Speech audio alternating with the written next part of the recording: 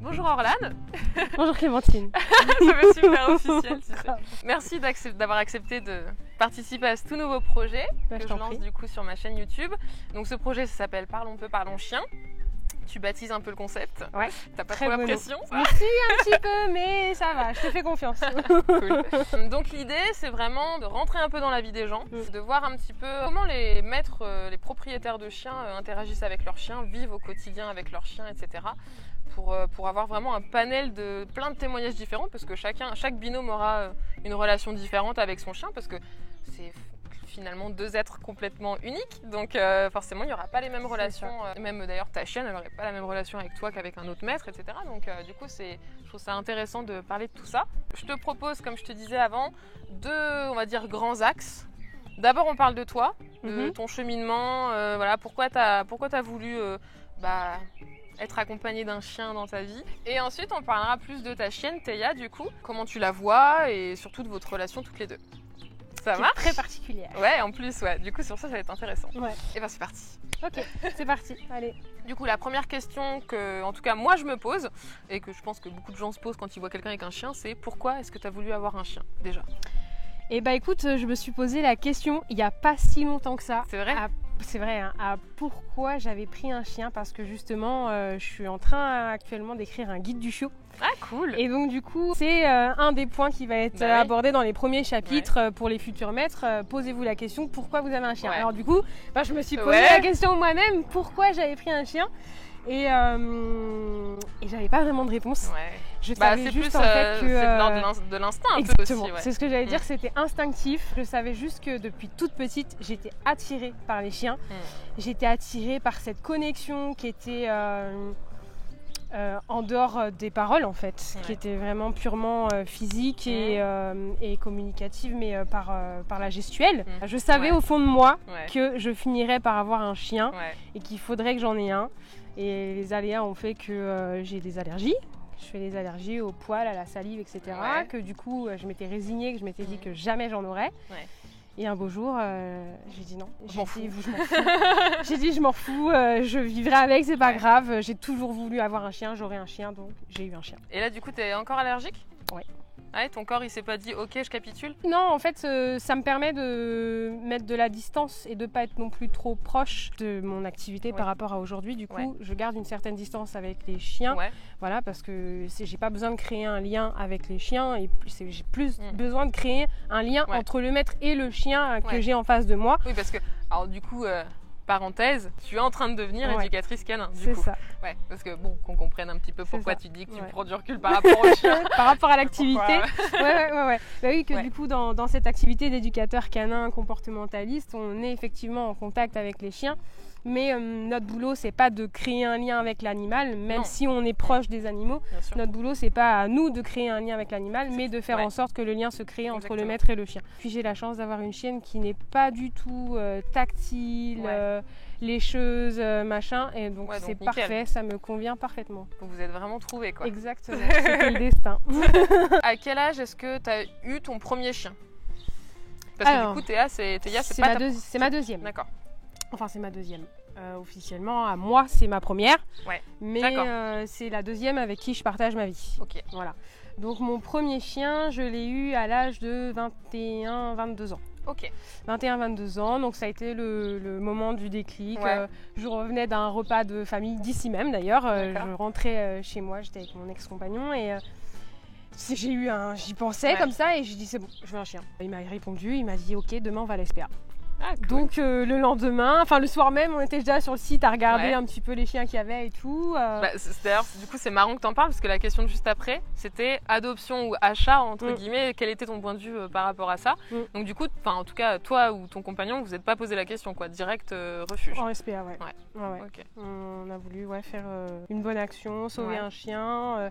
Puis bon, c'était quelque chose que j'avais déjà réfléchi depuis un moment. Je m'étais dit, bon, mon premier chien, du moment où j'en rêvais, mon premier chien, qu'est-ce que je vais faire? Est-ce que je vais l'adopter bébé ou est-ce que je vais le chercher en SPA? Est-ce que je vais prendre un bébé pour qu'il soit bien stable dans sa tête et ensuite prendre un de la SPA qui puisse suivre le rythme? Qu'est-ce que je fais? Puis au final, là, ça s'est fait comme ça. C'était instinctif, au feeling. On a dit bon on va à la SPA et puis on est allé à la SPA et c'est lui qui l'a choisi et qui l'a adopté et donc c'était un American Staff. Ok. Voilà. Donc tu commences direct boom. Voilà. Allez, alors, on met à plat les idées reçues. C'est ça. Premier chien, chien de catégorie. Et surtout que je n'y connaissais absolument rien. Ouais, waouh.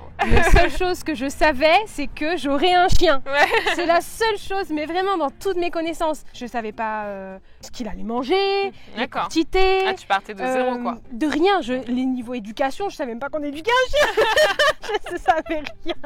Dans ta famille, il n'y avait pas eu de chien avant? Non, enfin, mis à part les grands-parents, mais voilà, j'étais petite et puis les grands-parents n'éduquaient pas vraiment les chiens. C'était des chiens qui vivaient dans la maison, qui étaient en chien de garde ou voilà, chien de compagnie. En même temps, c'est vrai qu'à l'époque, on mettait beaucoup moins de pression sur le dos des chiens. Ouais, c'est ça. Et c'était pas si pire, hein. Non, ils étaient bien dans leur tête pour la plupart, ou alors on se rendait pas compte non plus de ce qu'ils avaient, quoi. C'est ça en fait. Donc oui, chien de refuge, j'y connaissais rien. J'ai attaqué avec un staff qui avait gros problème, agression congénère. Waouh.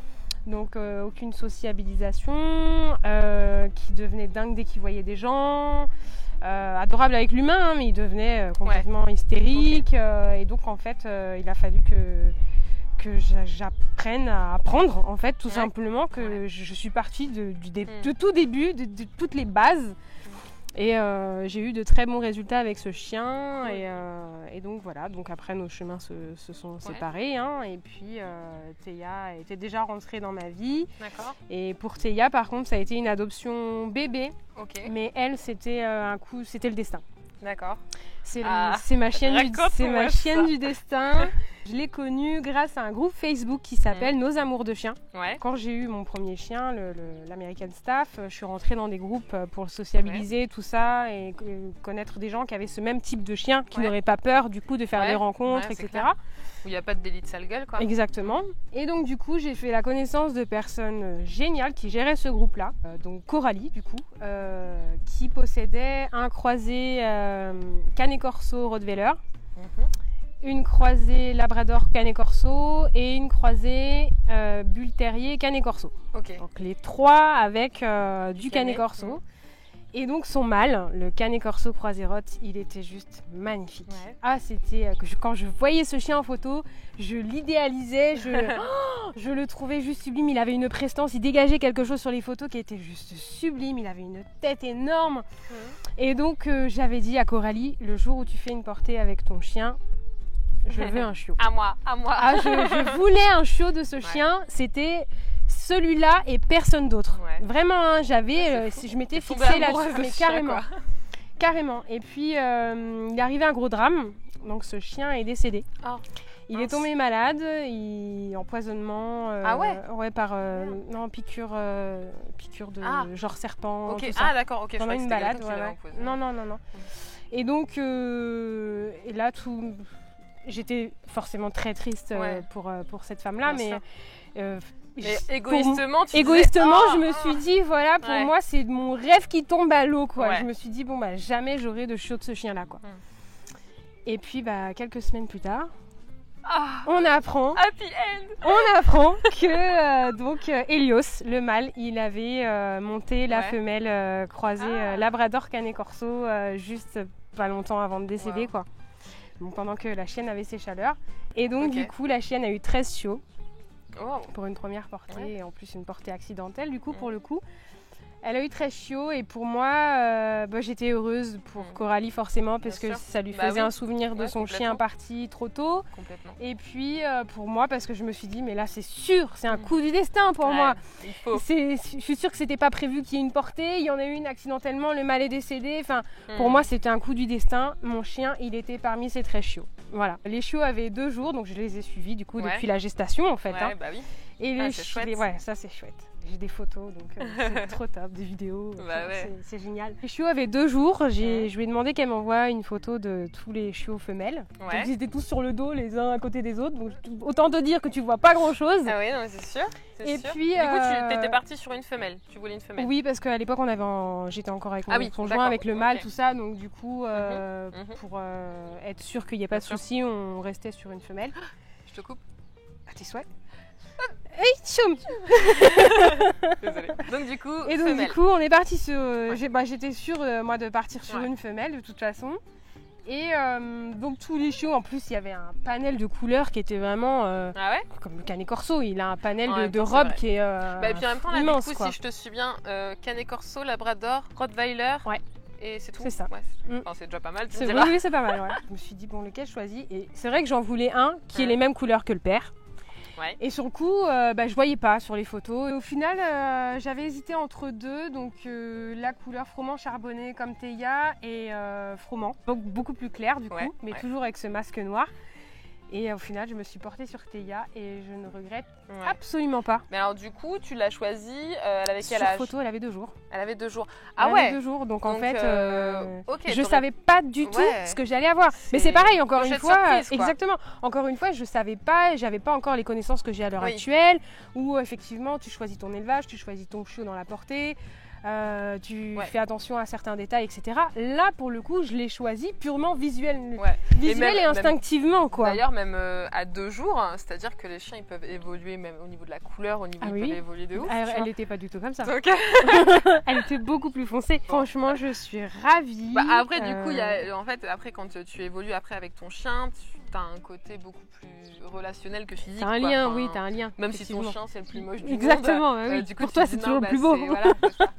Horrible. J'ai eu la chance de pouvoir la suivre via les réseaux, puisqu'elle vient de Narbonne. Donc je l'ai suivie via les réseaux, donc j'avais des photos tous les jours, des vidéos avec ses frères et sœurs, le biberon, l'allaitement, les jeux, enfin j'avais vraiment tout, les 400 coups, c'était la terreur de tous les frères et sœurs, c'était elle qui en faisait voir de toutes les couleurs. T'avais pas un peu... J'avais la pression sur le coup. En plus Coralie elle me disait, elle me dit je te souhaite bien du courage, parce que donc... Celle-ci, ça promet. Et ça, quand on la voit là. Mais ça n'a pas loupé, parce que c'était une terreur. C'était une terreur. Bossé avec elle. C'était une terreur. Elle m'en a fait voir de toutes les couleurs, mais bon, après on apprend à se connaître et on se remet en question et voilà. Et puis mine de rien, on a beau dire, les chiens, bon, ils ont leur propre caractère, bien entendu, mais ils se calent beaucoup à notre manière de vivre, notre fonctionnement, nos propres énergies. Exactement, ça j'y crois parce que Théia c'est clairement mon double dans le miroir. C'est mon double en chien. C'est cool. C'est clairement ça, quand on part en balade avec les copains, clairement Théia elle adopte exactement la même posture que moi dans le groupe. D'où l'important d'être maître de soi avant d'être maître de son chien, parce qu'en vrai ça joue énormément, c'est des éponges les chiens. Surtout d'être en pleine conscience de ce qu'on est soi. De vraiment avoir conscience qu'on peut être dans tel état ou dans tel état et puis de pouvoir redescendre et d'être dans des états stables pour eux parce que... prendre un peu de recul par rapport à certaines situations qui pourraient nous mettre dans des états un peu extrêmes. Et que ce soit en positif ou négatif. Bien sûr. Voilà, donc pour moi Théia c'est la chienne du destin. Mais carrément c'est une belle histoire. C'est ça. Pourquoi cette race et comment tu l'as choisie? Donc en gros, on a un peu répondu. La race, finalement, c'est juste parce que tu as eu le coup de cœur pour ce chien-là. Surtout qu'en plus, j'y connaissais strictement rien, que ce soit dans le Canet Corso. À l'époque où j'ai eu Théia, le Canet Corso commençait tout juste à se faire connaître en France. On en voyait vraiment très peu, il y a 2 ans et demi de ça. Donc on en voyait vraiment très peu et à l'heure d'aujourd'hui, on en voit beaucoup plus. Il y a beaucoup plus d'élevage. Beaucoup plus de gens qui en prennent comme animaux de compagnie, alors que le Canet Corso, c'est un chien qui a à la base un fort instinct de garde, donc qui était utilisé dans la Rome antique pour repousser les... Un bourdon. Pour repousser les bourdons. Pour repousser les lions. Non, c'est vrai, pour repousser les lions dans les arènes. Donc c'est un chien qui a vraiment un très très fort instinct de garde qui a bien été conservé. Et donc effectivement, les gens veulent bien faire, ils prennent dans les élevages, ils sélectionnent leurs élevages, tout ça, sauf qu'ils le prennent comme animal de compagnie. Donc, et puis après, il y a un fort instinct de garde et c'est gênant. Mais faut avoir conscience que le Canet Corso, à la base, c'est ça. C'est craintif. C'est protecteur des siens et fort instinct de garde. Donc, et elle a ces 3 traits de caractère qui sont high level. C'est vrai. Mais j'adore. Après, faut juste en avoir conscience. C'est ça, exactement. Et savoir cadrer, contrôler. Le modeler, voilà, tout simplement. Donc, et là, c'est ce qu'on a réussi à faire ces derniers temps. Et du coup, notre relation est beaucoup plus stable, du fait d'avoir accepté ça et de faire en conséquence. Du coup, je cherche pas du coup à diriger mon chien, à obliger mon chien à faire certaines choses. Je laisse faire son instinct et je fais en conséquence pour que ça puisse être vivable pour elle et pour moi, et puis pour ceux qui nous entourent. Mais c'est ça qui est le plus important, moi je trouve, dans une relation entre un maître et son chien, c'est de considérer son chien tel qu'il est, avec ses qualités, ses défauts, et pas chercher non plus à à ce que ça soit le chien parfait, quoi. Parce que sinon, ça. Au pire, on adopte un robot et puis ça fait l'affaire, quoi. Pour être honnête, au début, c'était ma vision des choses. Au début, j'ai pris Théa, en plus, je l'ai eu bébé. Donc, je me suis dit, chouette, je vais pouvoir en faire tout ce que je veux. Je voulais faire un tas de choses avec elle. Et au final, que je me suis rendu compte qu'il lui correspondait pas du tout. Donc, en fait, je me suis bornée à avoir ma chienne et moi, pas du tout connectés, donc vraiment on était tout le temps en conflit. Il y avait un déséquilibre. Mais il y avait un déséquilibre dans notre connexion qui a fait que effectivement j'ai eu je vais pas dire pas mal de soucis, mais j'ai eu des soucis lambda du style pas de rappel, j'ai eu des soucis de destruction, d'anxiété. Voilà, une sensibilité très accentuée. Et je suis sûre que ça a été par rapport à ça. Parce que tu la prenais pas telle qu'elle était. Exactement. Tu en demandais peut-être trop par rapport à ce qu'elle pouvait te donner. Exactement. Et ça, du coup, j'en ai pris conscience récemment grâce à des personnes qui connaissent les chiens et puis qui m'ont fait voir tout simplement en me disant ta chienne, c'est une chienne sensible. Attends, une chienne sensible ? Ah bon, c'est ça en fait. Ah bon, c'est ça en fait. Et puis grosse remise en question. Et puis de soi aussi, accepter de se remettre en question et de se dire qu'on s'est trompé pendant longtemps. Donc je côtoie le chien pas depuis si longtemps que ça fait 3 ans à peu près, 3 ans et demi. Et de se dire que depuis tout ce temps-là, en fait, je me trompais et que j'allais dans la mauvaise direction et que je m'obstinais à aller dans la mauvaise direction.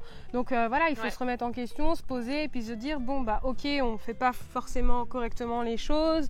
Qu'est-ce qu'on peut faire pour améliorer la situation ? Mais déjà, je pense que même quand tu prends conscience de ça, déjà 60% du travail qui est fait, quoi. Oui, et puis tout ton être en fait est beaucoup plus détendu. Et encore, je crois que quand je dis 60, on est bien au-dessus parce qu'après du coup tout devient beaucoup plus naturel. Exactement. Quand tu lâches prise, quand tu dis on va faire en sorte qu'il y ait 2-3 trucs qui soient un petit peu équilibrés, mais recadrer un peu. Ça. Mais en vrai, elle est comme ça, elle est comme ça. À partir du moment où j'ai accepté tout ça, c'est parti, c'est parti, voilà, parce que j'ai lâché prise, comme tu disais tout à l'heure, j'ai lâché prise, j'ai arrêté de me mettre la pression et de lui mettre la pression inconsciemment. Elle le ressentait puissance 1000 puisqu'elle est très sensible. Et donc toutes ces énergies, qu'elles soient positives ou négatives, elle les ressentait toutes. Elle sentait que j'étais très énervée, très agacée. Peut-être que même avant même de partir de chez moi, j'étais peut-être déjà anxieuse. Et elle le ressentait aussi. Et donc on a découlé tous ces types de comportements, de destruction. Ça doit être un peu frustrant du coup de pas comprendre pourquoi ton chien il agit comme ça. Du coup, tu vois tous les problèmes que tu as rencontrés, du coup, comment tu as réussi finalement à faire que ce ne soit plus des problèmes maintenant, tu vois ? Comment tu as géré ça et comment tu as réussi à comprendre pourquoi est-ce qu'elle agissait comme ça ? Prise de conscience déjà, puis j'ai accepté. J'ai fini par accepter en fait ces mauvais comportements, pas à les subir, mais à les accepter et à faire en sorte que ce soit vivable pour tout le monde et surtout pour moi. Et puis surtout, j'ai fait preuve d'empathie. J'ai fait preuve d'empathie, c'est-à-dire que j'ai vraiment cherché à rentrer dans sa tête. J'ai cherché à rentrer dans sa tête et à me dire pourquoi, qu'est-ce qui ferait qu'elle réagisse comme ça. Maintenant une fois que j'ai su qu'elle était très sensible, j'ai analysé, mais pour te dire même, j'ai analysé les photos que j'avais d'elle sur Facebook. C'est vrai. Je les ai toutes regardées, je me suis dit mais punaise, mais ça se voit quand même qu'elle est pas bien. Ça se voit qu'elle était pas à l'aise, anxieuse. Quand j'ai regardé tout ça, je me suis dit effectivement il y a un problème quelque part. Et il fallait que j'arrive en fait à faire en sorte qu'elle se sente bien dans sa peau de chien, bien dans ses émotions qui étaient propres à elle, dans sa sensibilité, qu'elle puisse la gérer tout simplement. Parce qu'en fait, je pense qu'elle arrivait tout simplement pas à gérer ce trop plein d'énergie positive, négative, d'émotions. Elle n'arrivait pas, ça devait être trop pour elle. Je lui ai fait un traitement aux fleurs de bac, qui pour moi lui convenait le mieux.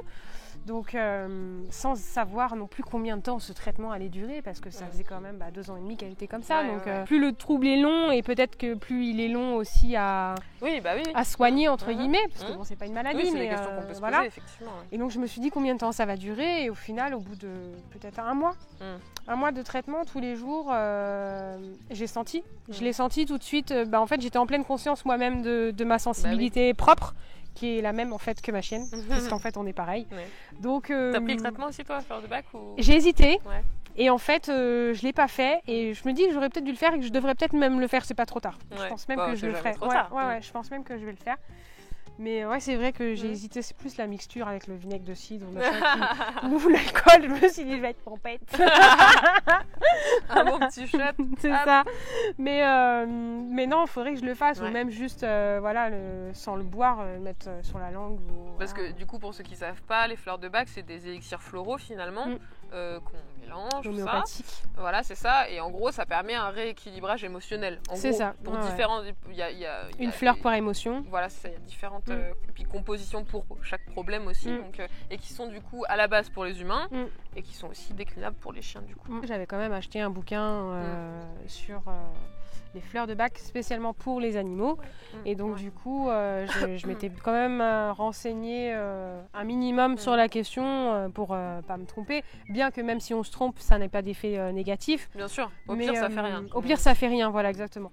Donc je me suis dit ça peut faire que du bien et contre toute attente j'étais quand même sceptique. Après moi tu vois je pense que finalement, c'est le combo de ta prise de conscience, du traitement, de tout qui a fait que tu as eu du résultat aussi rapidement. C'est ça, en un mois. J'ai senti tout de suite en fait que, je te l'avais même dit, je crois, par message, qu'elle avait éclaté ces chaînes émotionnelles qui l'entravaient et qui l'empêchaient d'être elle-même en fait. Et donc maintenant, voilà, je la sens très bien. Je la sens très bien dans sa peau de chien, très à l'aise avec les autres aussi, avec l'inconnu. Elle a toujours ce côté craintif et protecteur, mais c'est ce qui est dû à son croisement. C'est normal, c'est dans ses gènes. Elle a un instinct de garde aussi qui est très fort. Donc voilà, je fais juste avec. Ça fait partie d'elle, de ses instincts, et c'est de très beaux instincts, donc je les garde volontiers. Cool. Ouais. Je l'emmène partout, j'ai aucun problème. Il peut y avoir n'importe quel chien qui est là, que ce soit un chien agressif ou pas. Elle adapte en fait son comportement avec ce qu'elle a en face d'elle. Elle adapte ses énergies, elle sait parfaitement s'accommoder de tout ce qui peut l'entourer. Et alors, par exemple, je sais que c'est très compliqué, mais est-ce que tu pourrais donner, on va dire, peut-être pas une journée type, mais on va dire une semaine type avec Théa? Qu'est-ce que tu privilégies comme interaction, comme activité, comme ton quotidien avec ta chienne rapidement? Oui, comme elle est au barf. Donc, quand je dis barf, c'est surtout nourriture naturelle. Donc, elle ne mange pas de croquettes. Depuis que j'ai pris conscience de sa sensibilité. Donc, le matin, c'est la préparation de la gamelle. Ça va, elle n'est pas trop chiante. Elle sait bien se retenir parce que j'ai bien entraîné sa vessie depuis toute petite. Parce que tu vis en appartement du coup avec elle? Ouais, je vis en appartement, donc dans un 2 pièces avec juste un balcon. D'accord. Et donc, oui, c'est possible de vivre avec un gros chien en appartement. C'est tout à fait vivable. Je sors, on va dire, vers 10h. Ah ouais, elle tient jusqu'à 10h. Oui, elle peut tenir même jusqu'à midi. Okay. Cool. Voilà. On n'en abuse pas, mais bon. Bien sûr. Et donc on sort vers 10h, on sort assez rapidement. Alors j'ai la chance d'avoir pour l'instant des horaires décalés. Donc du coup le matin je suis libre, donc je suis avec elle jusqu'à l'heure du midi et puis après je pars travailler jusqu'au soir 21h30. D'accord. Donc du coup toute la matinée on est ensemble, donc j'essaie. C'est pas toujours évident parce que j'ai aussi moi des trucs à faire pour moi, pour chez moi, donc voilà. Donc j'essaie quand même de lui faire avoir quelques interactions, donc soit avec d'autres chiens qui sont disponibles dans les mêmes horaires, ou si on peut pas sortir, qu'il fait pas beau, je lui fais des jeux d'intelligence à la maison, donc des choses qui vont l'amener à réfléchir, qui vont la fatiguer mentalement, histoire qu'elle ait quand même une dépense dans la journée avant qu'elle se mette à dormir jusqu'à 21h30 et puis qu'elle redorme toute la nuit derrière, quoi. Depuis que pareil j'ai mis ça en place, donc des interactions le matin, donc soit avec d'autres chiens, donc on se fait 1 heure à peu près avec d'autres chiens, ou alors des interactions à la maison où on fait aussi l'apprentissage de nouveaux tricks, on fait aussi de la proprioception. Elle adore le clicker training, donc ça pour moi ça a été the découverte, parce que vraiment le clicker. Toi qui voulais te mettre à l'eau-rythmé en plus. aussi, tu vois. Un début, un levier, on va dire ça comme ça. Mais c'est vrai que le clicker training, elle adore ça parce que c'est quelque chose qui l'active, comme c'est un chien qui est très posé dans sa tête et pas très basé sur le jeu avec l'humain, etc. Donc du coup, en fait, le clicker training, c'est quelque chose qui l'active, qui la met en réflexion. Donc elle réfléchit énormément. Et elle adore ça. Ouais. Mais vraiment, je le vois. Cool. Elle remue même la queue quand elle fait les trucs et tout. Je lui fais faire un petit peu de fitness canin, donc pour lui faire un peu de renforcement musculaire, étant donné qu'on fait aussi du canicross. Donc on pratique cette activité depuis bientôt 1 an. Okay. On a découvert cette activité qui est juste géniale, qui nous convient à toutes les deux, encore une fois. C'est quelque chose vraiment qui convient à son rythme et au mien. Dans l'idéal, c'est 2 fois par semaine et c'est suffisant parce que c'est quand même vachement physique. Ça dure jamais vraiment très longtemps. Au maximum, on dure 45 minutes. Alors moi qui suis pas du tout sportive, pour moi c'est extraordinaire, 45 minutes. Ouais, ça a été notre meilleur record pendant la Wami's Run. Ouais. Quand même, les 7 km, on avait fait 46 minutes, je crois, quelque chose comme ça. Et donc c'était vraiment une expérience géniale. Hein. Même pour nous, ça a été la délivrance de ces émotions pour elle. Pour moi aussi, je m'étais dit voilà, cette année je veux qu'on participe à une course officielle, voilà, et puis qu'on prouve qu'on est capable quoi. Et donc on l'a fait, on est allé jusqu'au bout et puis non, c'était génial et même le ressenti que j'ai eu après. Mais t'étais là, hein, vous m'avez vu, j'ai fondu en larmes, pas parce que j'étais épuisée, mais parce que pour moi c'était pareil. C'était une délivrance émotionnelle, c'était un accomplissement et puis on s'est arrêté, on a passé cette ligne, on s'est arrêté, Théa s'est retournée, elle m'a regardé et ses yeux ils étaient tellement parlants, c'était quelque chose que j'avais jamais vu, c'était du genre on l'a fait, on a réussi. Ah c'est trop beau, voilà. Non mais c'est vrai, non mais pour de vrai c'est vraiment ça que j'ai ressenti à ce moment-là. Et puis on était vraiment en totale symbiose à ce moment-là, on se comprenait parfaitement, elle était à l'aise malgré qu'il y ait eu du monde, il y avait du monde, il y avait des chiens, beaucoup de chiens, de la turbulence, des émotions très fortes parce que du coup les gens étaient très agacés parce que les chiens étaient super actifs, excités, machin et tout. Donc tout ça, nous on l'a ressenti puissance 1000 et j'ai tout fait vraiment pour que... Et au final, ça s'est super bien passé, j'étais très contente. Et enfin bref, donc le canicross fait partie d'une de nos activités. Ah oui, c'est vrai qu'on parlait de ça. Voilà, c'est ça. Donc ça fait partie d'une de nos activités et c'est vraiment quelque chose qu'on fait en binôme, qu'on fait à deux, on s'adapte à deux, on vit les choses à deux. Et c'est une expérience que je souhaite vraiment à tous les propriétaires de chiens, que ce soit dans le canicross ou dans une autre activité qu'on partage avec son chien, parce que c'est quelque chose qui devient en fait hors du temps, quelque chose qu'on contrôle presque pas, qui est juste naturel en fait. Donc ma journée type et puis après je rentre le soir et puis regamelle et puis on sort et puis ensuite on va se coucher parce que moi je suis crevée. Donc voilà, et puis après c'est le week-end et on part avec les copains en balade, donc j'ai créé un groupe de promenade de chiens. T'es dans quelle région toi? Alors moi je suis en Île-de-France, en Seine-et-Marne. Voilà, donc nord Seine-et-Marne. Et donc voilà, donc on se promène avec les copains, elle a ses meilleurs copains, d'autres qu'elle aime un peu moins, enfin elle aime tout le monde mais bon voilà, elle a ses préférés aussi. Bien sûr, hein. C'est normal. Voilà, comme nous, hein, ils ont des chiens qu'ils affectionnent plus que d'autres, c'est magique quoi, il y a juste à profiter après.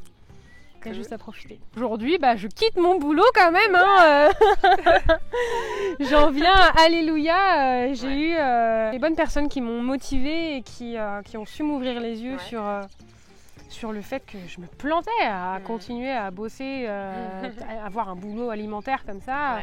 Voilà, je me plantais totalement. C'est pas ça la vie. Hein. La vie, c'est de faire ce qu'on aime et de faire le bien autour de soi aussi, que ça profite aux autres. Donc voilà, j'en suis arrivée à trouver la profession sûrement qui me convenait le plus.